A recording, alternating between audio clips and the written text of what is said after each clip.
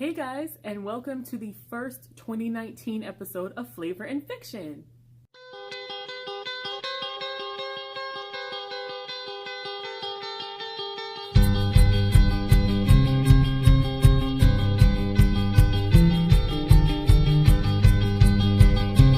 So before you can say anything, yes, I'm in my flannel pajamas. It's a snow day here. It's 3 degrees outside. But I still comb my hair and put on some lip gloss, so what else do you want from me? If you haven't heard of this segment before, Flavor and Fiction, I'll tell you how it works. I pick a book from my 2019 reading challenge, which is maybe 25, 26 books, and I pick a food item that was mentioned in the book, and then I head over to Pinterest and I find a recipe with that ingredient. So I give you a book review, no spoilers, and I also show you how to make this special recipe with this special ingredient, whatever. That's my little unique take on this booktube thing, which, by the way, I had never heard of booktube until a few months ago. Interesting. It's a whole little community. I'm happy to be a part of it in any way, shape, or form. Love reading. And I look forward to seeing all of your videos. I've already been binge watching some booktube videos since I'm stuck in the house today. So the book that we're doing, the first book that I'm doing for 2019, is honestly one of the most perfect books I've ever read. It's called, and I'll put a little picture right here. It's called A Prayer for Owen, Meany by Irving. And I didn't know when I picked this book up that I had already seen the movie in like 1999 or 98, but because it's not called by the same title, it's called Simon Birch. And I remember loving the movie, even though I couldn't remember all the details. I remember it was a really good movie. So the book, I was like, oh, it's got to be great. This book blew my mind, all expectations. It's amazing. So I'm going to tell you a little bit about the book, and then we're going to head over to start on the recipe. And once it's in the oven, we're going to talk more about this book. So let's go. Okay, so the main character, John, is, he tells us straight off, the very beginning, this is not a spoiler, that his mother dies. And that his best friend is the one who did it. Like, what a way to start a book. And it happens when he's, I think, 11, something like that. So these are things you know from the start. So it's like, where can you go from here? You kind of ruined it. No, they didn't. The book kind of goes in and out of the timeline. It jumps because it's really a story within a story. It's John in like 1987. It starts out. And then he goes back to the 60s, into his childhood. So the category was actually a book set in the 60s. So this is what I chose for that category. John describes himself as a very ordinary kid. He's in a religious family, sort of. His mother had him out of wedlock. No one knew who the father was. She never told anyone, and before she could have a chance to reveal it to anyone, which she had no intentions of doing anyway, she was killed. So a lot of the book is about John's search for who he is, who his father is, who his mother really was. He just has a lot of unanswered questions, and he finds himself being complacent and lazy when he wants to know these things, but he's not putting in the effort to really go out and find the answers. The one special thing about him is his friend Owen, who is born with some sort of physical handicap.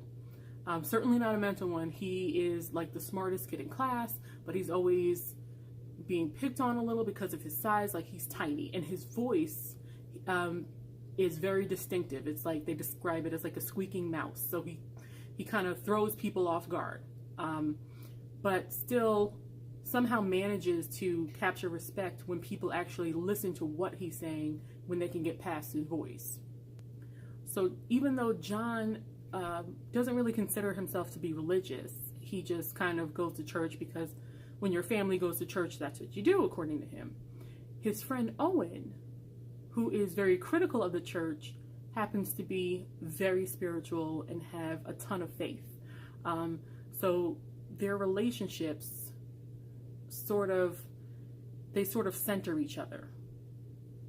But before we go on, let's go ahead and get this recipe started, because what we're making today, the special ingredient is corn. And so I decided to make my mom's delicious cornbread pudding. And if you're from the South, you've probably heard of this and had this and loved this. But for those of you who are confused, here's a little picture right next to me of what it's going to look like. And it tastes just as amazing as it looks. So let's go. Okay, so here we are about to make this recipe. It's in my family's, our family cookbook. Super easy, 5 ingredients. Here they are. 1, a can of kernel corn, a can of cream corn, sour cream, 1 stick of butter, and a box of corn muffin mix. What you're gonna do is mix all these into a bowl, put it in a pan, and then put it in the oven.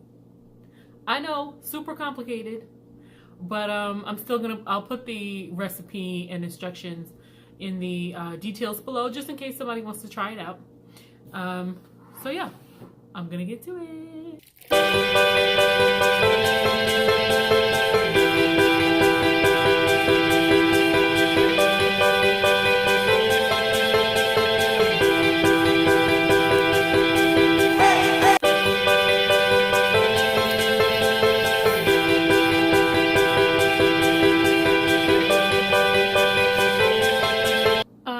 Okay, so I totally thought that I was filming when I put it into the pan and into the oven, but I guess I wasn't recording.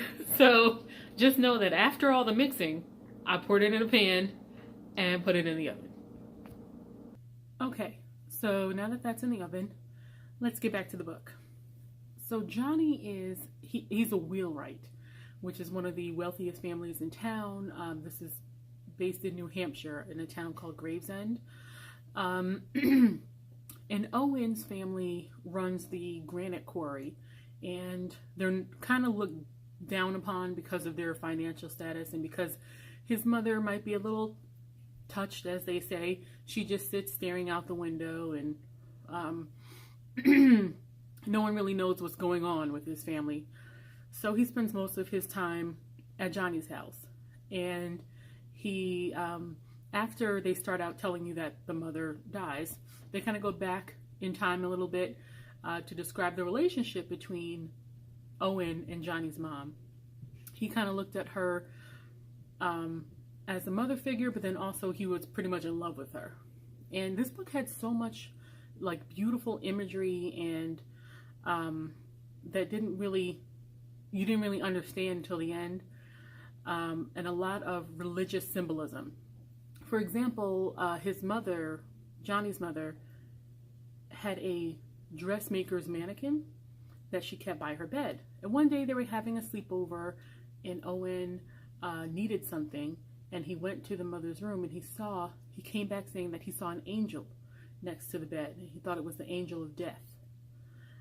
So that was just a little preview. And as the book goes on, you kind of see that Owen is this little...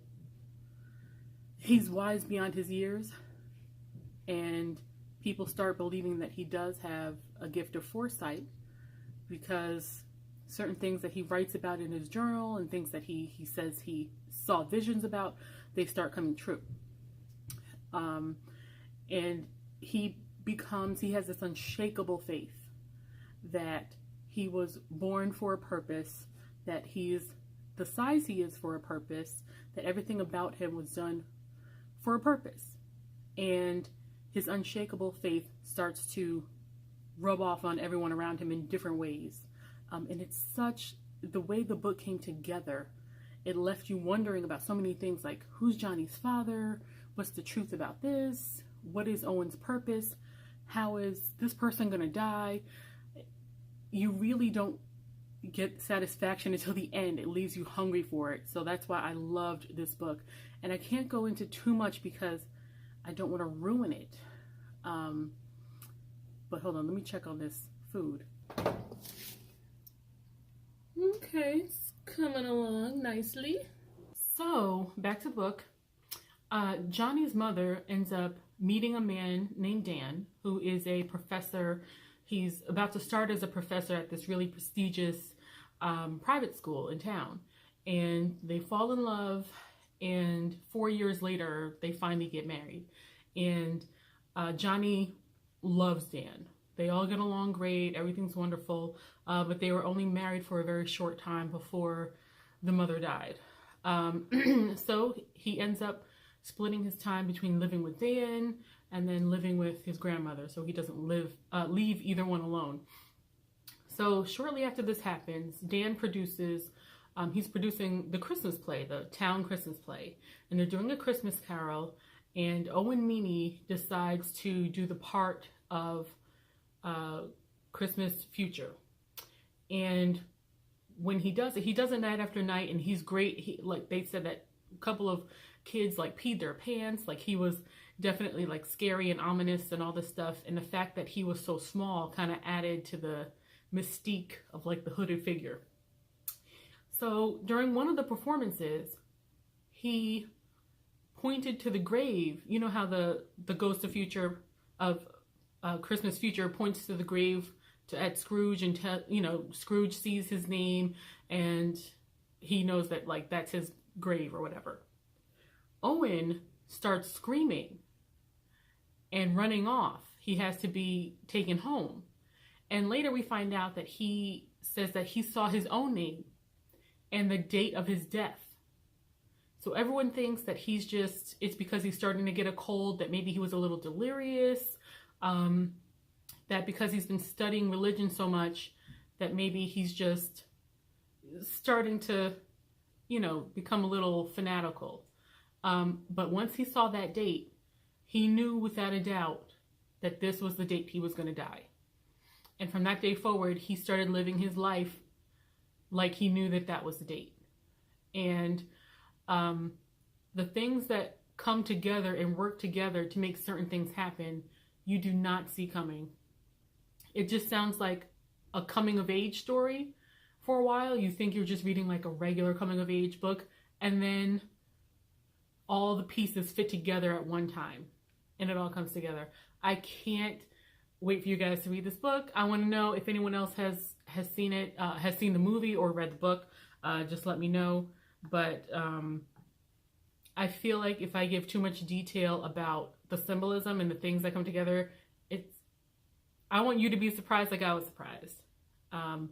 The writing, I know pretty much everyone's familiar with John Irving.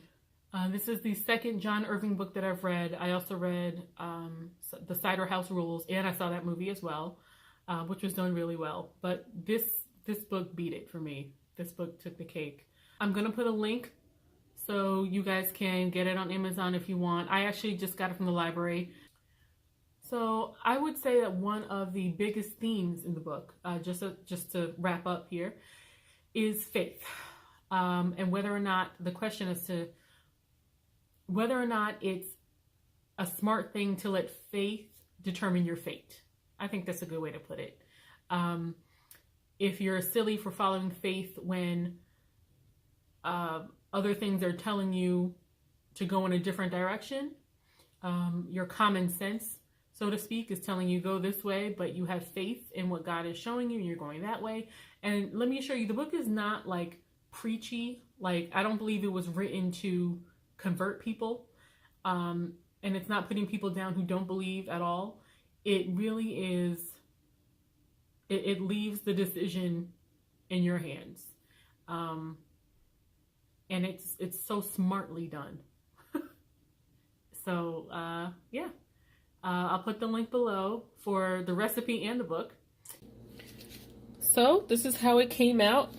It looks amazing. And I'm going to do a little taste test for you. Okay. Here goes my little taste test. See if I did it right.